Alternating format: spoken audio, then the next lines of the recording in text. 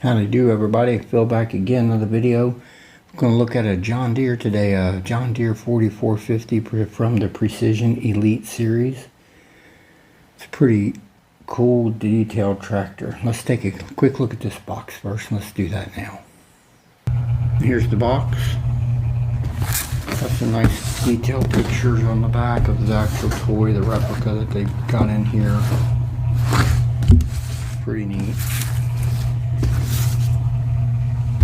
It says on the back, the John Deere 4450 was the most popular of the 50 series line of tractors. Of the 17 sizes of tractors, it accounted for almost 1/5 of the sales. All 4450s had 6-cylinder engines and were available with a new 15-speed power shift transmission. John Deere introduced its caster action mechanical front drive system on these tractors. The 13 degrees of caster allowed the tractors to have a shorter turning radius and allow for the use of larger front tires. Pretty interesting. This tractor does light up, lights and sound. I guess I'll try it here in a minute, see if it actually does work. I haven't tried it yet. Alright, let's move on to the start of the show, the John Deere 4450 Precision. Alright everybody, I'm back. Here it is, Ertl 1/16 scale John Deere 4450 Precision Elite Series number 1. I'm not sure when this was released. I didn't see a date on the bottom of the box, or I overlooked it if I did. I don't think there's a date on here, but I know it's been out for a minute. It's a pretty nice tractor, pretty nice replica here. I did try that switch, on-off switch. The lights aren't working, so I'm guessing the battery's just bad. I think you can take a little screw off the slow moving vehicle sign. I think the batteries are behind it. I might do that eventually. The real tractor, the John Deere 4450, was manufactured between 1983 to 88, I believe. 140 PTO horsepower. Classic John Deere design here. This tractor is pretty detailed on the rear end. There is a full functioning metal 3-point hitch, metal drawbar, very realistic looking. That's pretty sharp. Classic John Deere cab here, very nice styling. Classic look on this cab. Pretty nice. The rear of the cab, there's some nice works lights, flasher lights here. Like I said, slow moving vehicle sign, pretty nice. There's a wiper on the rear and front windows. That's pretty neat. Inside the cab, super detailed as you would expect. Seat is tan with black trim.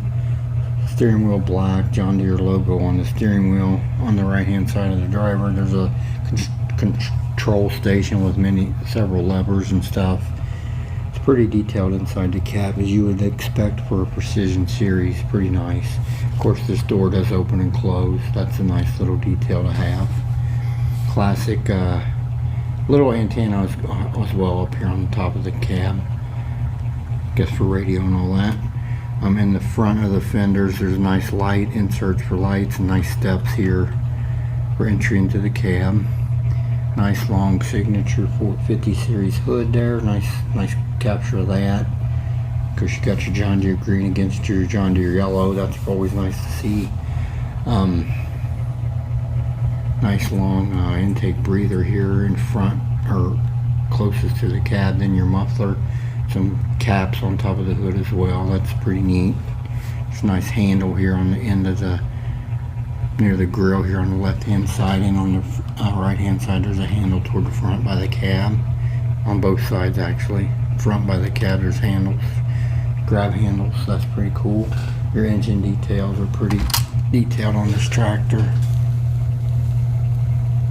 to say the least. They're fairly nice details inside that engine components on both sides of the engine.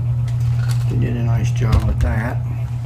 Classic 50 series grille there. Headlights up at the top and John Deere logo in the middle. Of course, these lights are working lights. If you got a battery in there that works, but it's classic skyline with the grille. They're decaling on the side of the tractor. Solid yellow turns to black. John Deere over the engine. Model number 4450 out toward the grill. Nice set of suitcase weights. They fell apart on me, of course, so I wrapped a piece of tape around them to hold them on there.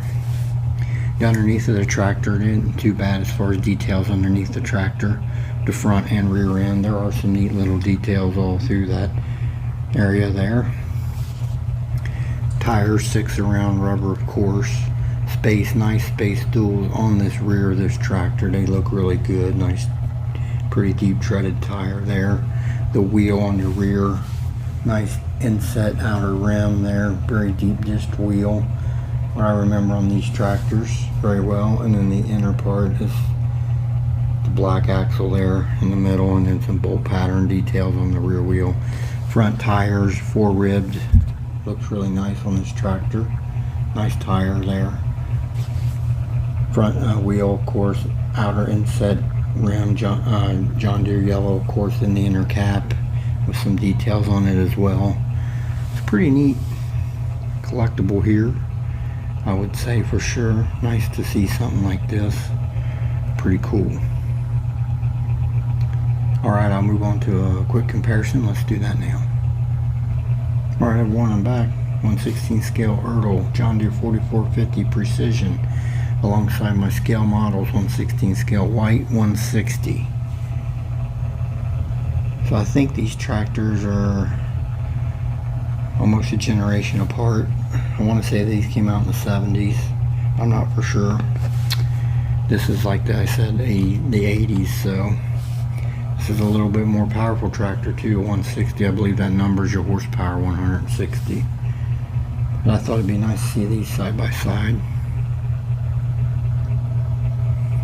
Alright, I'll move on to some final thoughts, and let's do that now. Alright, John Deere 4450 1/16 scale by Ertl Precision Elite Series number 1. It's a pretty sharp, detailed tractor here. They did a nice job with their details, of course. They're very, very fragile.